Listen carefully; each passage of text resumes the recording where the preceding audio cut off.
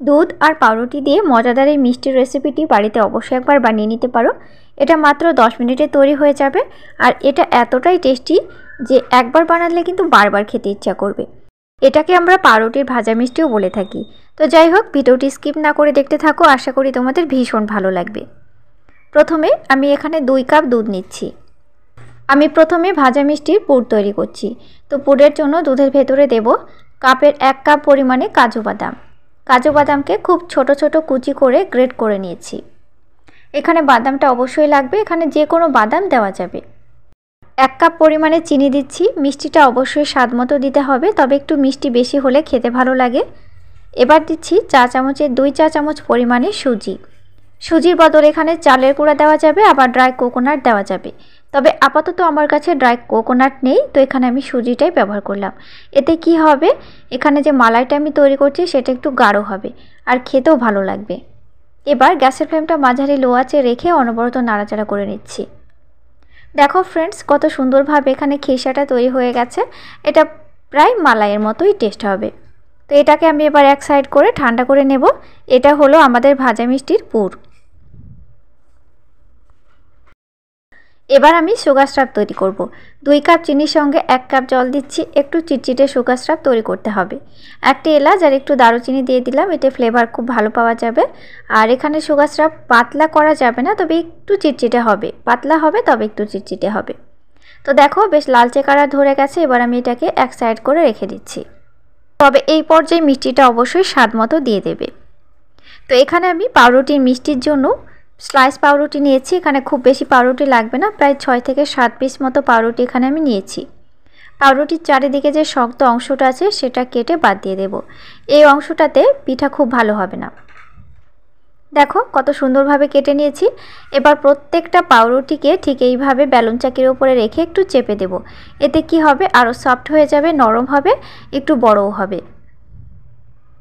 সবকটা পাউরুটি ঠিক এইভাবে একটু চেপে দেব, বেশ রুটির মতোই হবে দেখতে। তো এখানে আমি ব্রাউন পাউরুটিটা ব্যবহার করেছি, তোমরা এখানে সাদা পাউরুটিটা ব্যবহার করতে পারো। তবে একটু টাটকা পাউরুটি ব্যবহার করলে কি হবে বলো তো, এখানে পিঠাগুলো বানানোর সময় ফাটবে না। এবার এক একটা রুটি নেব আর রুটির চারিদিকে জল লাগিয়ে দেব। আর এখানে যে আমি মালাইটা বানিয়ে রেখেছি সেটা এবার দিয়ে দেব। একটু বেশি করে দিতে হবে। তবে এই পর্যায়ে একটি কথা না বললে নয়, সেটা হলো আমরা যে মালাইটা তৈরি করেছি সেটা অবশ্যই একটু পাতলা করে করতে হবে। খুব শক্ত করে মালাইটা করলে এই যে আমি যেমন পিঠাটা তৈরি করছি পেটটা কিন্তু ফেটে যাওয়ার সম্ভাবনা থাকে। তো এখানে জলটা লাগিয়ে নেওয়ার জন্য দেখো চারিদিকটা কত সুন্দরভাবে এঁটে গেছে। তো এইভাবে প্রত্যেকটা পিঠা আমি বানিয়ে নিচ্ছি। জলের পরিবর্তে পাউরুটির চারিদিকে দুধও লাগানো যাবে। তবে যাই হোক, জল বা দুধ দুটোর যে কোনো একটা অবশ্যই লাগাতে হবে, তাহলে ভাজার সময় ফাটবে না। তেলটা খুব ভালো মতো গরম হয়ে গেছে। এবার আমি পিঠাগুলো দিয়ে দিচ্ছি।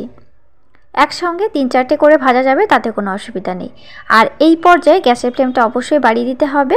লো ফ্লেমের ওপরে ভাজতে গেলে অনেকটা তেল টেনে নেবে, যেহেতু এটা পাউরুটি দিয়ে তৈরি। আর হাই ফ্লেমের ওপরে এটাকে একটু লালচে ব্রাউন কালার করে ভেজে নিতে হবে। তো দেখো কালার সুন্দরভাবে চলে এসেছে। এবার তেলটা ঝরিয়ে উঠিয়ে নিচ্ছি। এখানে তোমরা টিস্যু পেপারের ওপরে রেখে দিতে পারো, এতে কি হবে, বাড়তি তেল চলে যাবে। তো পিঠাগুলো বেশ খাস্তাভাবে ভাজা হয়ে গেছে। এই পর্যায়ে পিঠাগুলো ভীষণ খাস্তা আর গরম, আর সুগার সিরাপ কিন্তু ঠান্ডা হয়ে গেছে। তো এই পর্যায়ে দুটোর যে কোনো একটি অবশ্যই গরম থাকতে হবে। আর এই পিঠাগুলো ভিজতে খুব বেশি টাইম লাগবে না। আমি তোমাদেরকে দেখিয়ে দিচ্ছি। দেখো পিঠাগুলো দিয়ে দিয়েছি, একটু উল্টে দেব, তারপর প্রায় 10 মিনিট ঢেকে রাখবো। দেখো ফ্রেন্ডস, পিঠাগুলো পুরোটা সিরাপ টেনে নিয়েছে আর এক একটি পিঠা কত বড় বড় হয়েছে আর কতটা রসালো হয়েছে। কালারটা দেখে বুঝতে পারছো কত সুন্দর হয়েছে। এটা কিন্তু একদম ন্যাচারাল কালার। এবার একটি পিঠা তুলে ভেঙেও দেখিয়ে দিচ্ছি তোমাদেরকে। দেখো ভেতর থেকে কতটা পুর ভরা হয়েছে। আর এই পিঠাগুলো খেতে দারুণ লাগে, একদম রসে ভরা। তো যাই হোক, বাড়িতে অবশ্যই একবার বানিয়ে নিয়ে। উপকরণ একেবারে সীমিত আর একেবারে ঘরোয়া। ভিডিওটি কেমন লেগেছে সেটা অবশ্যই আমাকে কমেন্টের মাধ্যমে জানাবে। আর নতুন নতুন রেসিপি পেতে হলে অবশ্যই আমার চ্যানেলটি সাবস্ক্রাইব করে দিয়ে পাশের বেল আইকনটি প্রেস করে রাখবে। তোমাদের সাথে আবারও দেখা হবে নেক্সট ভিডিওতে। Thank you.